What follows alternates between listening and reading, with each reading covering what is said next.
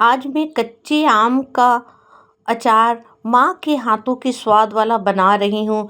ये अचार मेरी माँ हर साल बनाया करती थी और ये अचार की रेसिपी आज मैं आप लोगों के साथ शेयर कर रही हूँ। ऐसे तो ये अचार की रेसिपी एक ट्रेडिशनल रेसिपी है और ये खाने में बहुत स्वादिष्ट बनता है। अभी इस अचार को बनने में 2 दिन ही लगे हैं।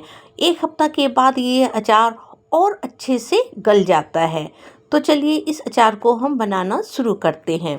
इसके लिए हमने 1 केजी आम को मार्केट से ही काट कर लाया था और इस आम को हमने 1 दिन के लिए धूप में रखा था ताकि उसका पानी थोड़ा सूख जाए। यदि धूप की सुविधा नहीं होगी तो हम पंखे की हवा में भी सुखा सकते हैं। हमने 2 चम्मच मेथी के दाने लिए हैं, 2 चम्मच सौंफ ली है, 2 चम्मच पीली सरसों ली है और 1 चम्मच हमने काली सरसों ली है। चाहे तो आप पूरी पीली सरसों भी डाल सकते हैं या पूरी काली सरसों भी डाल सकते हैं। और 1 चम्मच के करीब हमने कलौंजी का लिया है। अब मसालों में हमने 2 चम्मच हल्दी पाउडर, 2 चम्मच स्वाद के अनुसार नमक का लिया है, 2 चम्मच लाल मिर्च पाउडर लिया है और 1 चम्मच काश्मीरी लाल मिर्च पाउडर कलर के लिए लिया है और आधा कप चीनी ली है। इतनी चीनी की आवश्यकता नहीं होगी, हम सिर्फ 2 चम्मच ही चीनी का डालेंगे। अब हम मेथी, सरसों, सौंफ को हल्का सा गर्म करेंगे और इसे भूनेंगे। भूनना नहीं है, बस जस्ट हल्का सा गर्म करना है और इसे ठंडा कर कर हम इसे दरदरा पीसेंगे। इसे बारीक नहीं पीसना है। और अब हम 150 ग्राम के करीब सरसों तेल लेंगे और इसे गर्म कर लेंगे और इसे हम ठंडा कर लेंगे। अब हम अचार बनाना शुरू करते हैं। इसके लिए हमने अचार बनाना शुरू किया है।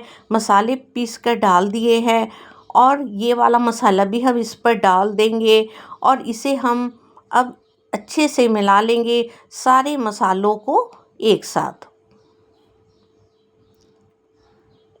मसाले अब हमने अच्छे से मिला लिए हैं।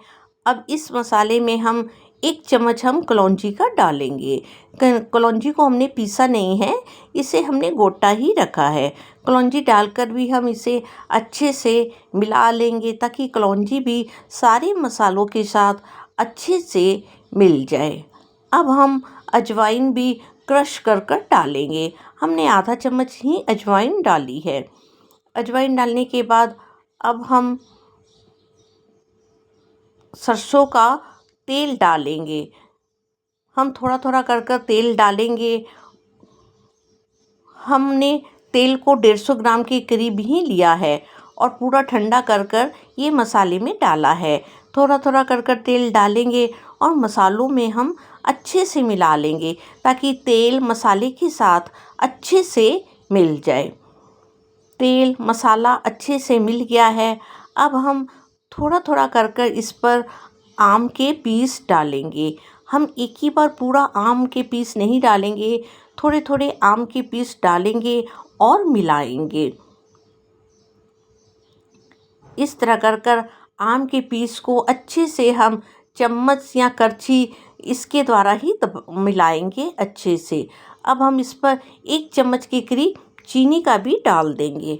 चीनी आप अपनी इच्छा के अनुसार नहीं भी डाल सकते हैं। चीनी डालने के बाद भी हमने इसे अच्छे से मिला लिया है और फिर हम इस पर आम के पीस डालेंगे और इसे भी हम अच्छे से मिलाएंगे। और फिर हमने 1 चम्मच चीनी का डाला है। अब फिर हम इस आम के पीस को और चीनी को अच्छे से मिला लेंगे ताकि सारे आम के पीस, मसाला, चीनी अच्छे से मिल जाए।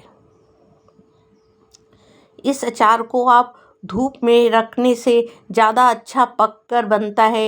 यदि धूप की सुविधा नहीं होती है तो घर में भी हम रख सकते हैं। ये अचार को हम रख कर साल भर स्टोर कर सकते हैं, साल भर से ज़्यादा भी स्टोर कर सकते हैं, 2 साल के लिए भी स्टोर कर कर रख सकते हैं। ये अचार ख़राब नहीं होता है। 1 दिन हमने धूप में रखा, उसके बाद अचार इतना ही पका है। अब हमने इसे अच्छे से मिला लिया है। ये 1 दिन धूप का अचार है। दूसरे दिन हमने फिर धूप में रखा ये दूसरे दिन धूप का अचार है, यानी 2 दिन का अचार है। 2 दिन के बाद अचार इतना सुंदर से पक गया है और 1 हफ्ते के बाद तो ये अचार और सुंदर से पक जाता है। तो हमारे अचार की रेसिपी बनकर तैयार हो गई है। आपको यदि पसंद आती है तो इसे लाइक कीजिए, शेयर कीजिए। यदि अभी तक सब्सक्राइब नहीं किया तो सब्सक्राइब कीजिए। तो अब हम मिलते हैं अपनी एक नई रेसिपी के साथ। धन्यवाद।